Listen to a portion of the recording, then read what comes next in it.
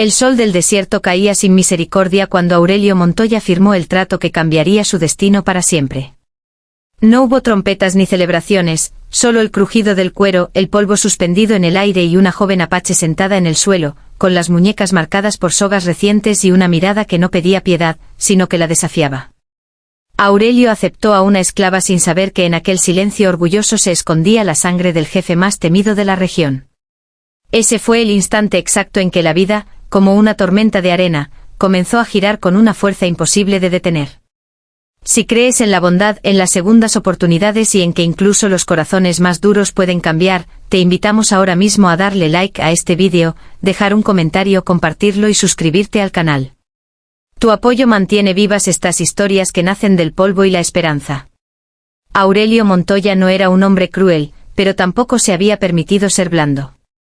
Había crecido bajo un cielo implacable, aprendiendo que la tierra no regala nada, y que la supervivencia exige decisiones difíciles. Su hacienda se levantaba entre colinas secas y campos de agave, donde el trabajo comenzaba con el amanecer y terminaba cuando la luz dorada se rendía ante la tarde. Aquel día, el mercado improvisado en el camino polvoriento reunía a comerciantes, soldados y hombres desesperados por cerrar tratos rápidos. Aurelio buscaba mano de obra para una temporada dura, el calor había agrietado la tierra y las cosechas exigían más brazos de los que tenía. Cuando vio a la joven apache, no pensó en su origen ni en su historia, solo vio resistencia contenida, una fortaleza silenciosa que le recordó a la tierra misma. La joven se llamaba Nayeli, aunque nadie se lo dijo entonces. Sus trenzas negras caían firmes sobre los hombros y su postura, aún sentada en el suelo, transmitía dignidad. No lloraba ni suplicaba. Miraba al frente como si el horizonte le perteneciera. Aurelio sintió una incomodidad que no supo explicar, una presión en el pecho que intentó ignorar mientras sellaba el acuerdo. En su mente se repitió que no estaba comprando un alma, solo asegurando trabajo, se dijo que la trataría con justicia, que no permitiría abusos. Esa promesa pequeña y torpe fue la primera grieta en el muro que había construido alrededor de su corazón. El camino de regreso a la hacienda transcurrió bajo un cielo intensamente azul. El viento levantaba remolinos de arena y el sol marcaba sombras duras sobre la tierra. Nayeli caminaba con paso firme sin rezagarse, observando cada detalle como quien memoriza un territorio desconocido. Aurelio notó que no parecía temerle. Ese detalle insignificante para otros lo inquietó. En su experiencia, el miedo era común, casi esperado. Pero ella avanzaba como si el destino, aun adverso, no pudiera quebrarla. Los días siguientes revelaron una verdad incómoda. Nayeli trabajaba con una resistencia que superaba a muchos hombres. Bajo la luz del día, su piel cobraba tonos dorados y sus movimientos eran precisos, medidos. No hablaba mucho, pero cuando lo hacía, su español era claro, aprendido con disciplina. Aurelio comenzó a notar pequeñas cosas, como cuidaba a los animales, como recogía agua con una paciencia reverente, como se detenía un instante cada mañana para mirar el cielo, como si buscara una señal. La hacienda, acostumbrada a rutinas rígidas, empezó a respirar de otra manera. Sin embargo, el desierto no olvida, y los rumores viajan más rápido que el viento. En los pueblos cercanos se murmuraba sobre una hija desaparecida, sobre un jefe apache que había jurado recuperar lo que le fue arrebatado. Aurelio escuchó fragmentos de esas historias en la cantina, entre vasos y risas nerviosas. Al principio, no unió los puntos. Prefería pensar que su mundo estaba separado de esas leyendas de venganza y honor. Pero el desierto, como la verdad, siempre encuentra el modo de acercarse. Una tarde, mientras el sol comenzaba su lento descenso, Aurelio observó a Nayeli detenerse frente a una colina. El viento agitaba su vestido sencillo y por un segundo, ella cerró los ojos. En ese gesto había una tristeza antigua, profunda, que atravesó a Aurelio como una espina. Comprendió entonces que no estaba frente a una simple trabajadora forzada por las circunstancias, sino ante alguien que había perdido más de lo que cualquier trato podía compensar. Esa noche el silencio de la hacienda se volvió pesado, cargado de preguntas sin respuesta. Los cambios comenzaron de manera sutil. Aurelio ordenó que Nayeli tuviera las mismas raciones que los demás, que descansara cuando el sol se volviera implacable. No fue un acto heroico sino una corrección tardía. Ella aceptó sin agradecimientos exagerados, con una dignidad que desarmaba. Entre ambos se fue tejiendo una comprensión silenciosa, hecha de miradas y gestos mínimos. El desierto seguía siendo duro, pero algo en el aire había cambiado. El conflicto llegó al amanecer de un día claro. Los pájaros apenas comenzaban su canto cuando un grupo de jinetes apareció en el horizonte, levantando una nube de polvo que se acercaba con rapidez.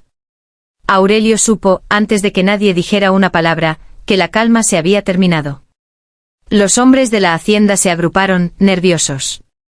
Nayeli, al verlos, no retrocedió. Se irguió con una serenidad que heló la sangre de Aurelio. En su mirada había reconocimiento y algo más profundo, pertenencia. Cuando los jinetes se detuvieron, el silencio fue absoluto.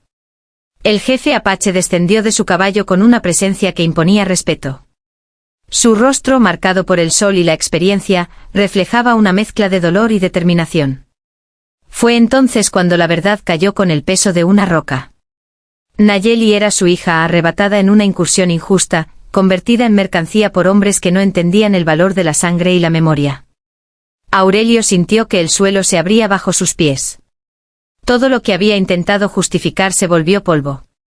El momento estuvo cargado de tensión, pero no de violencia inmediata. El jefe observó a Aurelio, evaluándolo como se evalúa a un hombre por sus actos, no por sus palabras. Nayeli dio un paso al frente y en ese gesto se concentró una vida de pérdidas y aprendizajes. Aurelio comprendió que el desierto estaba pidiéndole una decisión que definiría quién era en realidad. No podía deshacer el pasado, pero podía elegir el presente. Con el sol ascendiendo y bañando la escena de una luz implacable, Aurelio hizo lo impensable.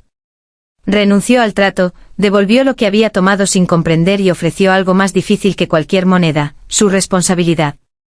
Reconoció su error, aceptó las consecuencias y pidió perdón no como un trámite, sino como un acto de verdad.